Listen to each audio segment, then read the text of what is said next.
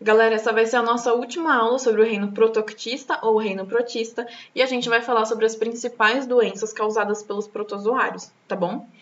Para a gente entender quais são essas doenças, a gente precisa antes relembrar quais são as características gerais desses organismos. Eles são eucariontes, ou seja, eles são formados por uma célula, né, que possui um núcleo bem definido e um material genético organizado dentro desse núcleo. A gente não está falando aqui, então, de células procariontes. Quando a gente lembra de reino Monera, de bactérias, a gente lembra que são células que não possuem um núcleo definido. O material genético fica disperso no citoplasma. Então, os protozoários são organismos eucariontes, mais desenvolvidos, menos basais, né? E eles são unicelulares. Isso daqui é uma regra, vocês têm que lembrar. Todos os organismos protozoários possuem apenas uma célula, são formados apenas por uma célula. A maioria é de vida livre, então essas células ou esses organismos ficam se locomovendo pelo meio ambiente aquático ou pelo ambiente úmido.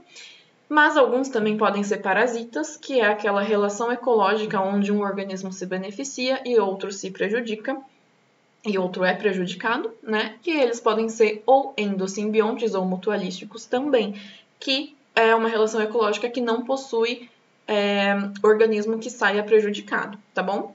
A digestão é no interior da célula, então é muito importante a gente relembrar dos vídeos anteriores que eu falei sobre o vacúolo digestivo. E a classificação, o agrupamento desses protozoários é por modo de locomoção. Então, a gente tem 4 grupos principais, que são os risópodes, a gente está falando de amebas, né? Que emitem esses pés falsos, esses pseudópodes, tá? E é assim que elas se locomovem. Elas vão emitir esses pseudópodes, se agarrar em algum substrato e puxar o resto do corpo. Podem ser também ciliados, o segundo grupo. Então, tem vários cílios que vai ajudar na locomoção ali no ambiente úmido ou aquático. E os flagelos, que podem ser apenas um ou vários flagelos, como esse daqui. Eles também podem ser esporozoários ou apicomplexa. E aí, eles não possuem uma estrutura definida de locomoção.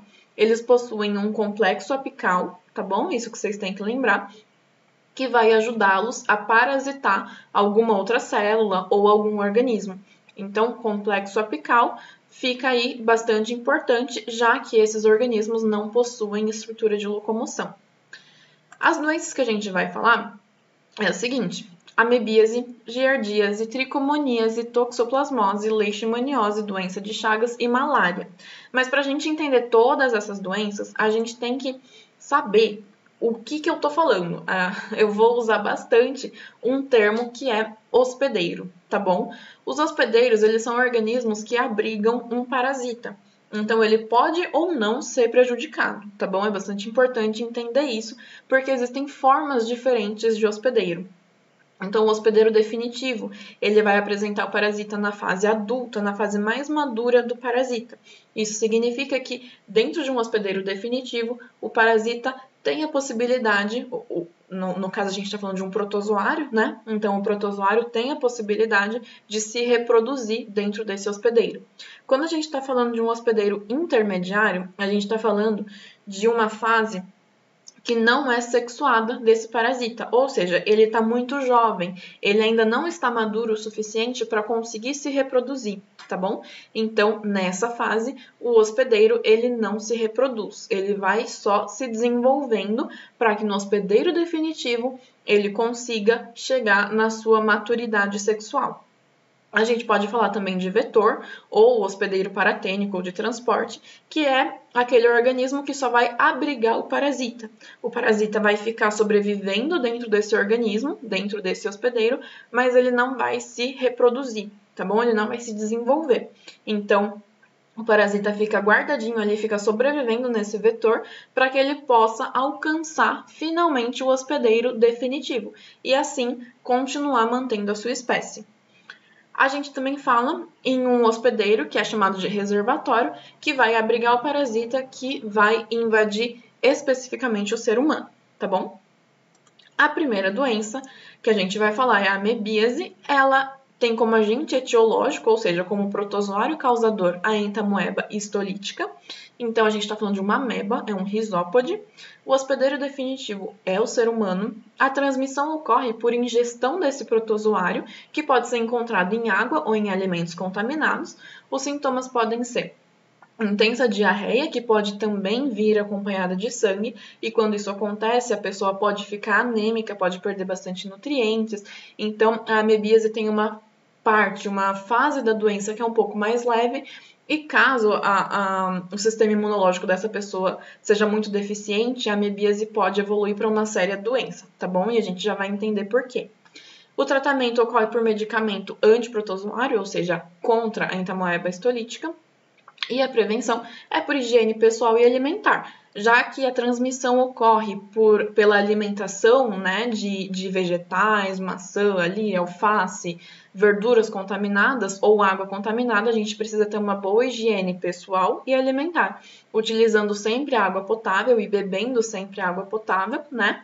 E o que vai depender um pouco mais do governo, né, ou vai depender totalmente do governo, é que na região tenha saneamento básico, que é o tratamento de água e esgoto, tá bom? Porque em águas e esgotos tratados não existe esse protozoário.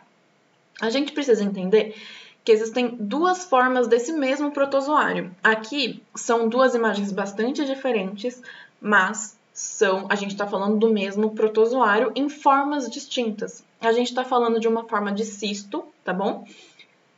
Que vai ser ingerida. Então, essa forma de cisto, ela é bastante resistente, ela sobrevive no meio ambiente com muita facilidade, porque ela é muito dura, ela resiste bastante. E a gente também tem a forma de trofozoito, que é uma forma mais maleável, é uma forma que vai se locomover dentro do hospedeiro, porque ali ela já está mais protegida, tá bom? E é essa forma que vai ser capaz de se reproduzir. Então, lá no ciclo de vida, a gente tem um processo muito simples, que é a ingestão dos cistos. Então, nós, seres humanos, ingerimos esses cistos que está ali no nosso alimento ou na água contaminada, e já que é um cisto, já que é uma forma muito resistente desse protozoário, ele vai sobreviver a todo o nosso sistema imunológico, todo o nosso sistema digestivo, tá bom? Ele cai no estômago aqui, os ácidos, né, que ajudam na nossa digestão não vão matar esses cistos, ou não vão matar a maioria dos cistos, e aí eles conseguem alcançar o próximo órgão do nosso sistema digestório, que é o intestino delgado. Aqui no intestino delgado, eles já estão mais protegidos, porque não tem ácido do estômago, então pode ocorrer o processo de excistamento. O que é isso? Quando o cisto se transforma na forma de trofozoito. E aí essa forma ela pode se multiplicar, ela pode se reproduzir, alcançar o próximo órgão, que é o intestino grosso, ou então alcançar a nossa corrente sanguínea e ser levado para todo o nosso corpo, alcançando, por exemplo, células do fígado, células do pulmão e até o nosso cérebro. Por isso que a amebíase pode ser uma doença muito severa, tá bom? Quando esses trofozoítos alcançam o intestino grosso, né? Sejam vindos do cérebro, do pulmão, do fígado ou até mesmo do intestino delgado, esses trofozoítos eles vão sofrer o processo reverso, eles vão se encistar, ou seja, o trofozoito vai voltar para a forma de cisto, porque eles já estão muito próximos do meio ambiente, eles já estão próximos de serem evacuados do hospedeiro. E por isso eles precisam sobreviver fora do hospedeiro. Por isso o cisto é a melhor forma para isso e a forma mais resistente, né? Então, quando a gente, o ser humano, evacua, o que acontece? Quando esse ser humano está infectado, está contaminado, ele vai poder liberar tanto a forma trofozoíta, que é em menor quantidade, porque essa forma vai morrer, quanto a forma cística, os cistos de entamoeba histolítica. E aí esses cistos vão fechar o ciclo, porque aí eles vão contaminar mais água, eles vão contaminar hortas, né, os alimentos, e aí o outro ser humano vai ingerir esses cistos, fechando esse ciclo, tá bom? A giardíase, segunda doença que a gente vai ver, é muito parecida com a amebíase, só que ela ocorre, né, o agente etiológico dela é a Giardia lamblia, que é um flagelado. O hospedeiro definitivo também é o ser humano, a transmissão é por água ou alimentos contaminados. Os sintomas são um pouco mais brandos, são um pouco mais leves, então é mal-estar, náusea, diarreia, dor abdominal, que é aquela dor muscular na barriga, fraqueza, perda de peso, mas também pode evoluir para alguns sintomas mais sérios. O tratamento é um medicamento contra o protozoário também, que nesse caso é a Giardia lamblia, e a prevenção a mesma da amebíase. Higiene pessoal, higiene alimentar, saneamento básico eficiente e a ingestão sempre de água potável. É bastante interessante saber como na amebíase existem essas duas formas, né? Mas é legal vocês lembrarem que a giardíase tem sempre essa forma que parece um rostinho, né? Parece um rosto. E por que isso? Porque a Giardia lamblia, ela possui 2 núcleos, então parece 2 olhinhos, tá bom? É só uma curiosidade para vocês saberem por que ela parece esse rosto. Então, vamos lá. Para o ciclo de vida. Muito parecido com a amebíase. Nós, humanos, ingerimos a água contaminada ou alimento contaminado com cistos da Giardia lamblia. Esse cisto vai passar por todo o sistema digestivo, vai sobreviver e vai alcançar o intestino delgado. No intestino delgado, esses cistos vão se transformar em trofozoítos que vão poder se reproduzir e aí alcançar a corrente sanguínea ou ir para o intestino grosso. E lá vai ocorrer o processo de encistamento, ou seja, o trofozoito, que é essa forma mais maleável, que não sobrevive no meio ambiente, vai majoritariamente, né, a maior parte desses trofozoítas vão se encistar, vão ficar na forma de cisto. E aí, esses cistos vão ser evacuados e vão sobreviver no meio ambiente, tá bom? Os trofozoítos que erroneamente foram evacuados também, né? Eles vão morrer no meio ambiente, mas os cistos vão dar, então, essa continuidade da espécie, porque eles vão infectar, eles vão contaminar mais organismos e mais alimentos e mais água, tá? Tricomoníase. Aqui a gente está falando de uma IST, de uma infecção sexualmente transmissível. O agente etiológico é o Trichomonas vaginalis, que é um flagelado, e é bastante interessante saber que não existe uma forma cística desse agente, desse protozoário, tá bom? Eles são sempre trofozoítos. O hospedeiro definitivo é o ser humano, então esses trofozoítos eles se reproduzem dentro do corpo do ser humano.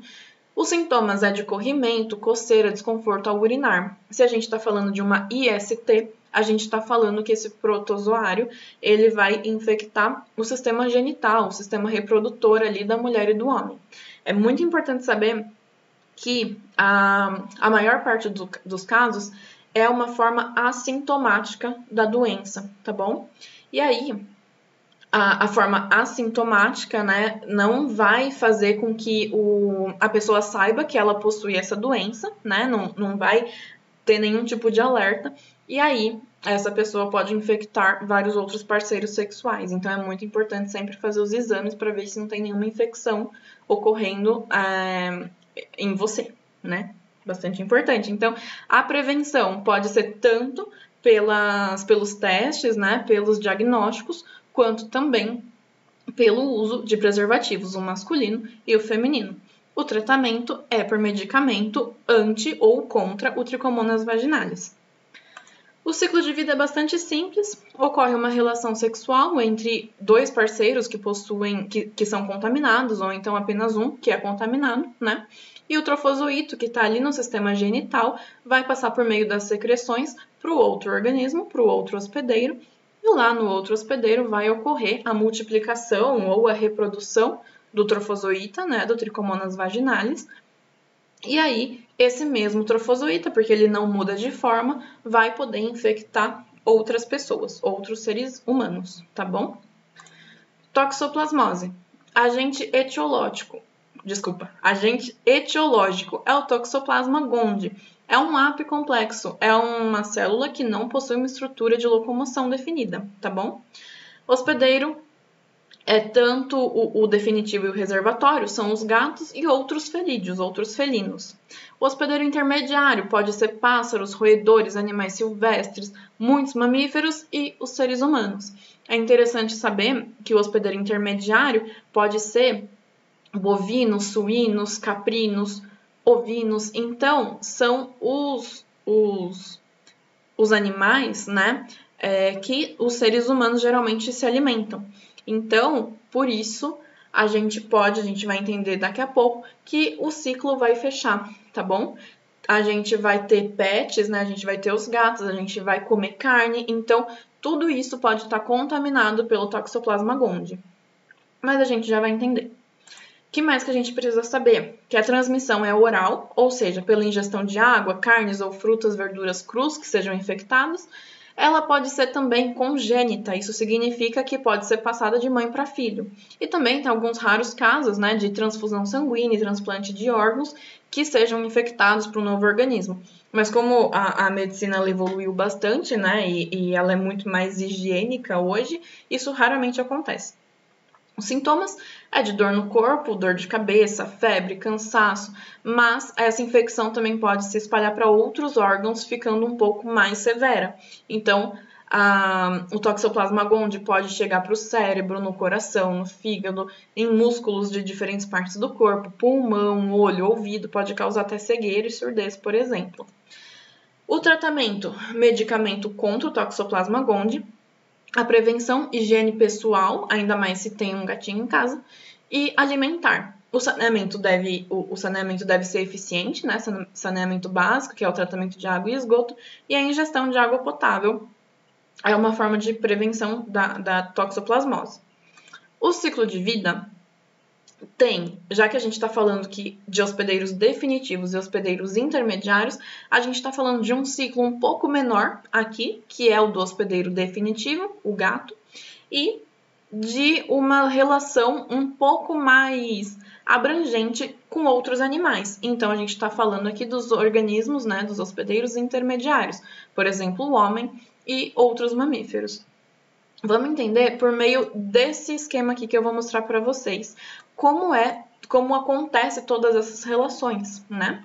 Então, o gato, que é o hospedeiro definitivo, ele pode ficar contaminado com o Toxoplasma gondii quando ele caça ou quando ele preda outros hospedeiros intermediários. Então, por exemplo, ratinhos, os pássaros, alguns répteis que podem estar infectados vão transmitir o Toxoplasma gondii para o gato, que é o hospedeiro definitivo, onde esse toxoplasma vai se reproduzir, tá bom?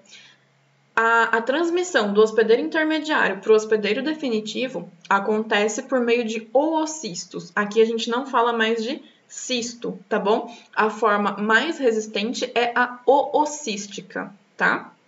Esses oocistos vão ficar no meio ambiente, vão poder ser transportados para o hospedeiro definitivo, e aí esse hospedeiro definitivo, né, vai acontecer diversas mudanças ali do oocisto, que vai se transformar em cistos com bradizoítos, que é uma forma um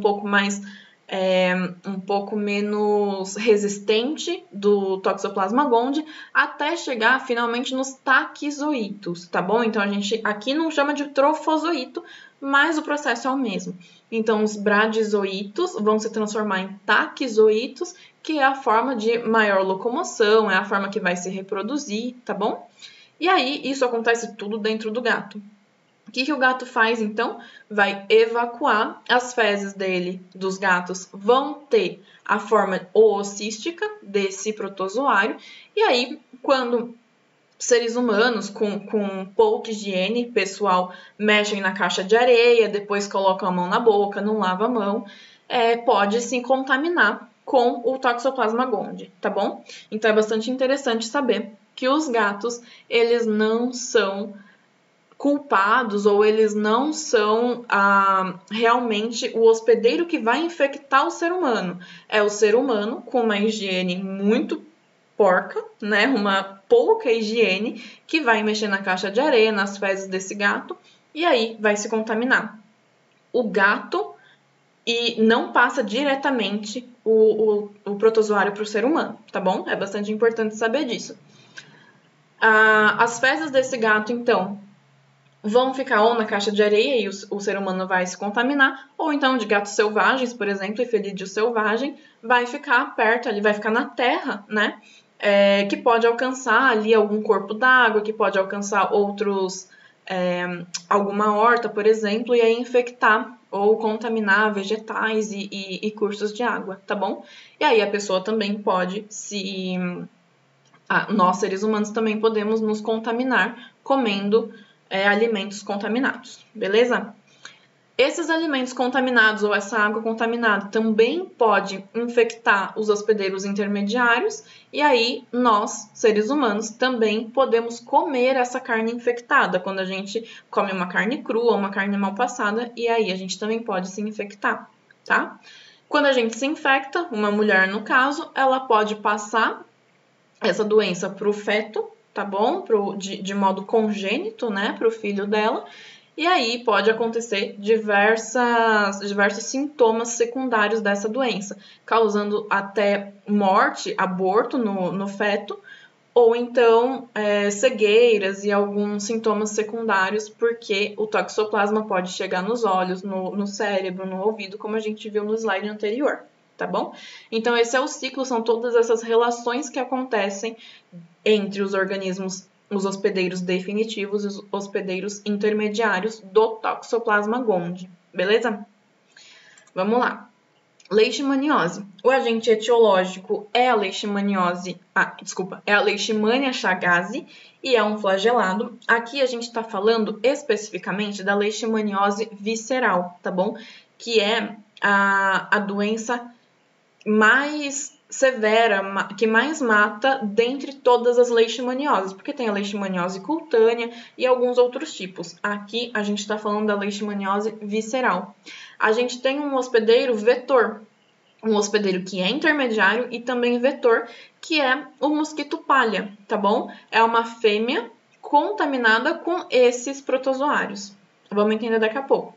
O hospedeiro definitivo e que vai ser o reservatório vai ser tanto o ser humano quanto as raposas, os marsupiais ali no ambiente mais silvestre, tá bom?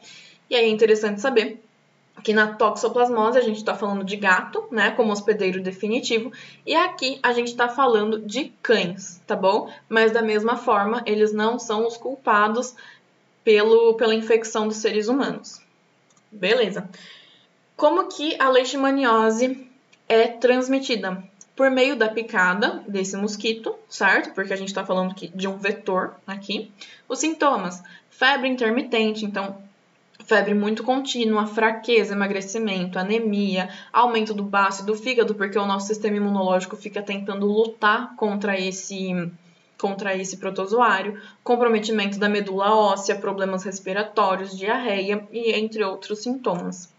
O tratamento por medicamento contra a Leishmania chagas e a prevenção, manter a casa limpa, né, principalmente quando a gente tem um cachorro, e a gente tem que sempre cuidar da saúde deles, porque apesar deles serem um reservatório e um hospedeiro definitivo, eles também sofrem com essa doença, tá bom? Então o pelo pode cair e a gente tem que sempre ficar de olho. O ciclo de transmissão, aqui eu não estou falando de ciclo de vida. Já que nós temos um hospedeiro vetor, né? A gente precisa entender como que isso acontece, como que essas contaminações ocorrem. Então, o homem pode sempre ser contaminado por meio do mosquito palha, fêmea, tá bom? E por que fêmea? Porque é sempre a fêmea do mosquito, né? Igual pernilongo. É sempre a fêmea que vai chupar o sangue, que vai se alimentar do sangue dos mamíferos para poder botar os ovos, tá bom? E aí o mosquito se reproduzir. Então é sempre a fêmea. O macho geralmente não pica.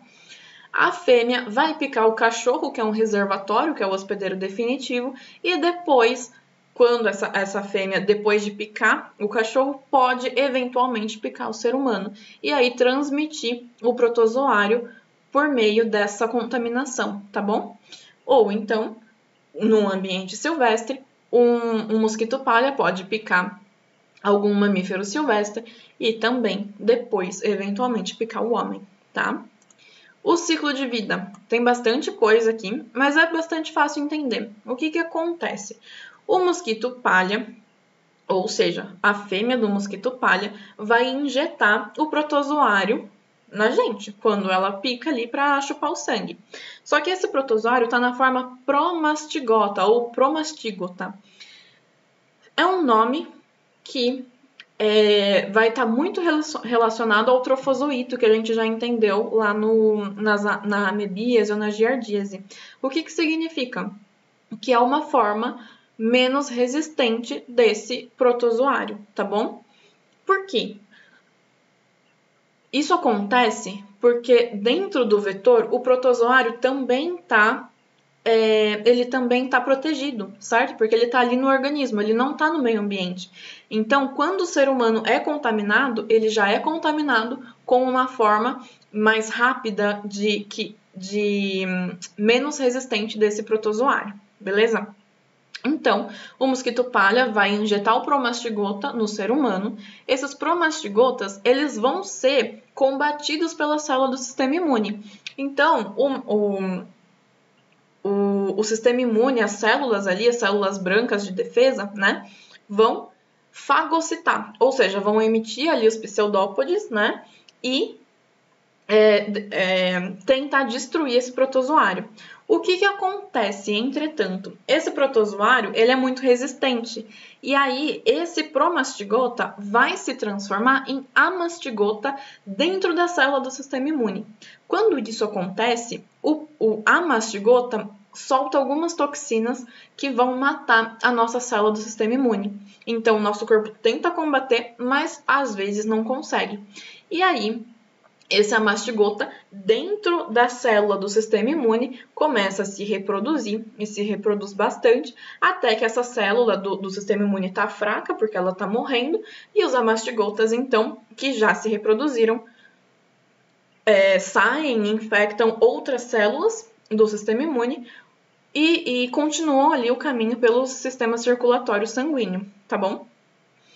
Como esses amastigotas eles estão no sangue do ser humano, outro mosquito palha que talvez não esteja infectado vai chupar o sangue do ser humano e aí se infectar. Então a gente já fecha um ciclo aqui. Quando esse mosquito palha ingere o sangue do ser humano, ele vai ingerir os amastigotas juntos, por isso que ele se contamina.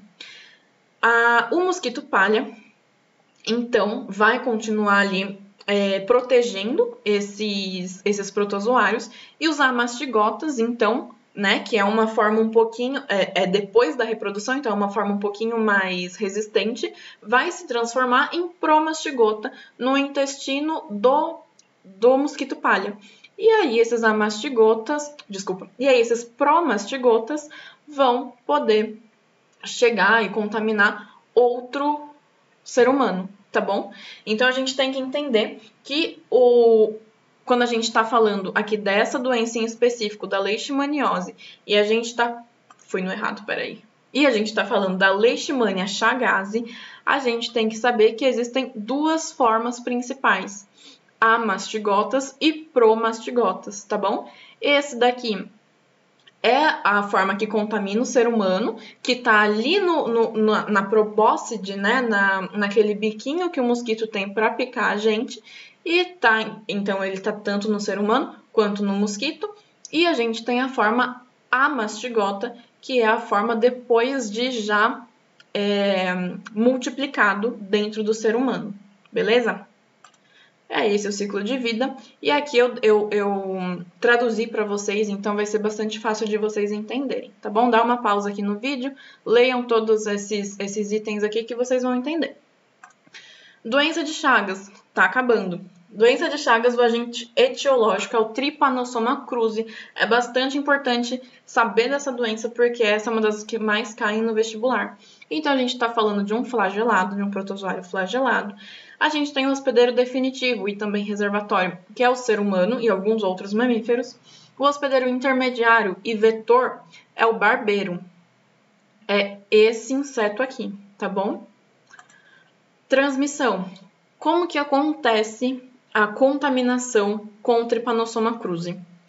O barbeiro contaminado vai picar o ser humano igualzinho o mosquito que a gente estava vendo, para poder colocar os seus ovos, né? Então vai picar aqui o ser humano. O macho também pica, né? Porque eles se alimentam de sangue, então tanto a fêmea para se reproduzir, quanto os machos precisam disso para sobreviver. Então, o barbeiro ele vai picar o ser humano, ingerir todo aquele sangue e vai defecar, tá bom? É assim que o modo de vida do barbeiro?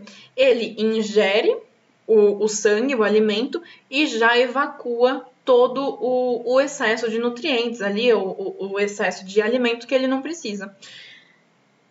Quando o barbeiro pica, nada acontece, ele não contamina o ser humano, mas a picada dele coça, porque tem algumas toxinas.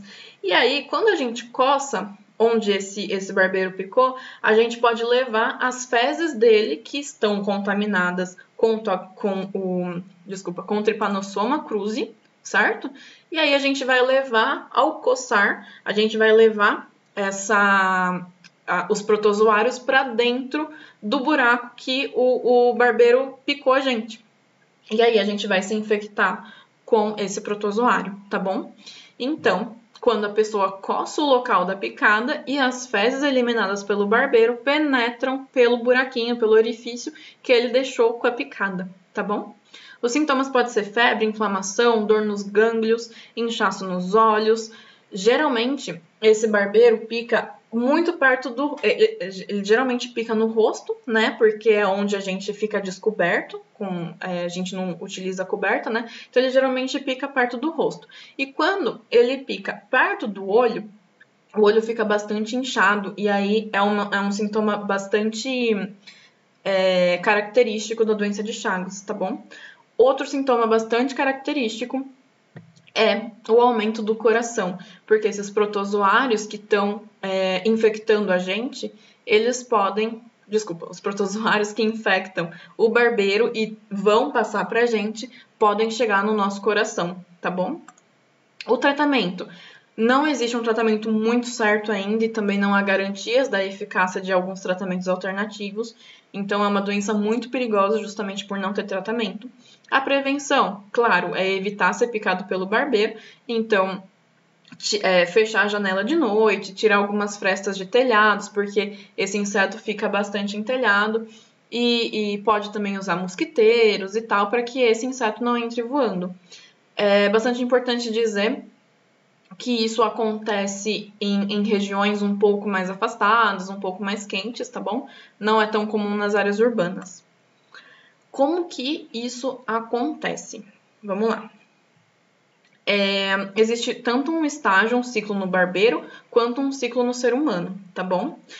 No estágio humano, a gente tem os tripomastigotas, ou seja, a forma do Trypanosoma cruzi, que é levada, que é trazida pra gente pelo barbeiro, tá bom?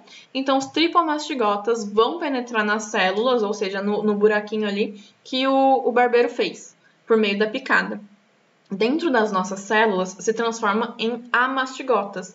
E aí, é muito parecido com o que a gente estava vendo na leishmania.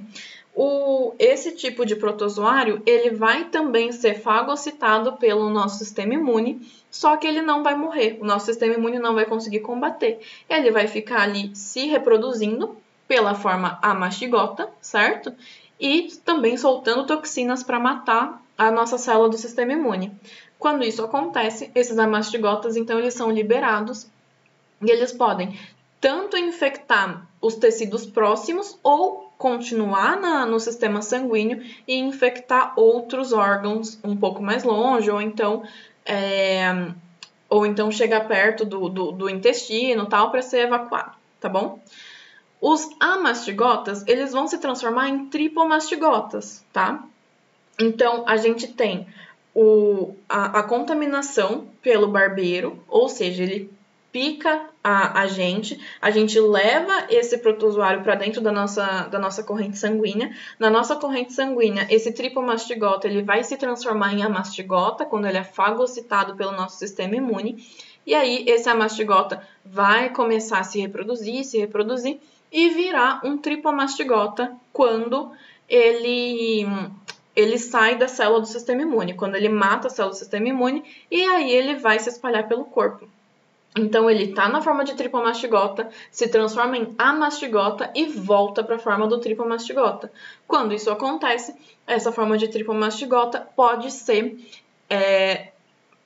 transmitida, né? Ou ela pode infectar outro barbeiro que vai picar um ser humano contaminado. E aí, no barbeiro, o que vai acontecer? os amastigotas vão se transformar em epimastigotas, que é uma forma um pouco menos rápida desse protozoário, tá bom? Então, lá no intestino delgado do barbeiro, esse epimastigota vai se reproduzir também, e aí ele vai se transformar de novo em tripomastigota, que aí vai chegar muito perto do intestino grosso, né? Para ser evacuado. E quando o barbeiro picar, essas fezes vão ser liberadas no meio ambiente e a outra pessoa vai se coçar. E fechamos então todo esse ciclo da doença de Chagas. É interessante saber também que diretamente pelo barbeiro, essa doença ela ocorre bastante em ambientes um pouco mais quentes, né? Em ambientes um pouco mais afastados, que seja na roça, que seja no campo. Mas esse barbeiro, ele também pode ficar perto de cana-de-açúcar, de plantação de cana-de-açúcar ou de açaí. E aí, quando as pessoas moem, as pessoas moem esses açaís, né, ou a cana-de-açúcar, esse barbeiro pode morrer ali nesse processo de picotamento, né, de moer essas plantações. E aí, quando a gente come um açaí, não é tão comum assim, fiquem calmos, mas pode acontecer. Então, quando come açaí ou quando toma um caldo de cana, a gente também pode se infectar por esse meio, tá bom? Mas é muito, muito, muito raro, beleza? Doença de Chagas é isso. E aí é interessante saber, né? Só um parênteses aqui, que a doença de Chagas ela é bastante conhecida pelo aumento dos órgãos, então, por exemplo, pelo aumento do coração. E isso acontece quando os tripomastigotas caem na corrente sanguínea e são levados a órgãos mais longe, né? São espalhados aí pelo corpo. Quando eles caem dentro do coração, o que acontece? A mesma coisa, eles invadem células e aí esses amastigotas vão se multiplicando. Então, tá vendo o quanto eles se multiplicam aqui e o quanto eles aumentam o tamanho da célula? É isso que acontece. Esse protozoário ele pode, então, infectar o coração e infectar diversas células do coração. Por isso, as células vão crescendo cada vez mais e aí esse coração, então, fica mega, né? Fica grande. E pode causar parada respiratória, porque o coração está muito perto dos pulmões, pode fazer uma parada cardíaca, então essa é uma doença muito grave, tá bom? Malária. Última doença que a gente vai ver. Agente etiológico é o Plasmodium falciparum ou Plasmodium vivax, que é uma apicomplexa, não tem estrutura de locomoção. O hospedeiro definitivo e também vetor é a fêmea do mosquito Anopheles, que é o mosquito prego, tá bom? Então é fêmea de novo, porque precisa botar os ovos. O hospedeiro intermediário e o reservatório é o ser humano. A transmissão acontece então pela picada do mosquito Anopheles, que já está infectado, né? E os sintomas podem ser febre alta, calafrios, tremores, dor de cabeça, vômitos, cansaço. A pessoa pode ficar muito cansada também, pode ter convulsões e hemorragias, tá bom? O tratamento. Cada espécie de Plasmodium, olha aqui, isso é um erro, faltou aqui o destaque, o sublinhado desse gênero, tá bom? Então me perdoem, mas isso daqui é um nome científico, é um nome latino, então precisava estar destacado. Tratamento.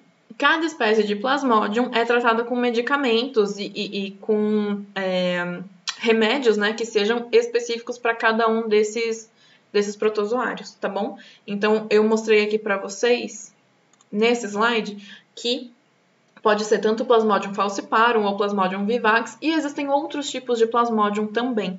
Então, o tratamento é específico para cada um deles. A prevenção, é claro, evitar o contato com o mosquito, que é um transmissor, e aí usar mosquiteiros, usar repelentes, fechar a janela de noite, fechar a janela quando está entardecendo. Então, é um modo de prevenção bastante simples até, tá bom? É só não ser picado pelo mosquito prego, pelo Anopheles. O ciclo é bastante tranquilo também. A gente precisa entender só alguns nomes que mudam de novo. Então, a fêmea do mosquito Anopheles vai picar o ser humano quando está infectada e transmitir os protozoários por meio de esporozoítos, na forma de esporozoítos. Esses esporozoítos vão infectar o fígado do ser humano, tá bom? É bastante importante, é o órgão-alvo desse protozoário. Eles vão infectar o fígado e vão pegar ali as células, né? Que são os hepatócitos, vão se reproduzir, vão parasitar aquelas células, e aí eles podem cair tanto na corrente sanguínea, depois de já reproduzidos, né, depois de já multiplicados dentro do ser humano, ou então eles podem gerar ali dentro do fígado gametócitos, ou seja, eles liberam gametas. E aí, esses gametócitos eles vão ser ingeridos por outros mosquito prego que não estão infectados, né? Então é assim que a gente fecha o ciclo. E aí esse mosquito prego que ingeriu o gametócito desses protozoários vai ter então a reprodução sexuada dentro do seu corpo, dentro do seu organismo. Na parede do estômago, o que acontece? O gametócito vai liberar os gametas, esses gametas vão fecundar e vão formar novos esporozoítos, tá bom? Esses esporozoítos dentro da parede do estômago vai ser levado por meio da corrente sanguínea para a probóscide, aqui para aquele biquinho que os mosquitos têm para picar, e aí fecha o ciclo novamente. Tranquilo? Então a gente viu todas essas doenças. É bastante importante, no caso dos protozoários, que vocês lembrem do nome, não precisa decorar, só lembra que a amebíase a gente está falando de uma ameba, então entamoeba faz um pouco de sentido. A giardíase, giardia, tricomoníase, tricomonas, toxoplasmose, toxoplasma, leishmaniose, leishmania. E aí, as outras duas, que aí fica um pouquinho mais difícil, um pouquinho mais complicada, mas a doença de Chagas, vocês podem lembrar do tripanossoma ou da palavra específica aqui, cruzi, tá bom? E uma coisa que eu não falei é que a doença de Chagas, porque foi o Carlos Chagas quem descobriu essa doença. Então, é um nome que homenageia esse pesquisador, tá bom? E a malária, que pode ser por diversos tipos de protozoários do gênero Plasmodium. Então, é só lembrar de Plasmodium, certo? E aí, a gente finaliza essa aula, a gente finaliza todo o reino protoctista, ou reino protista agora, e vocês já sabem o quanto esse meme pode ser errado, porque vocês já sabem se prevenir da amebíase, por exemplo, tá bom? Beijo, gente, bom descanso para vocês.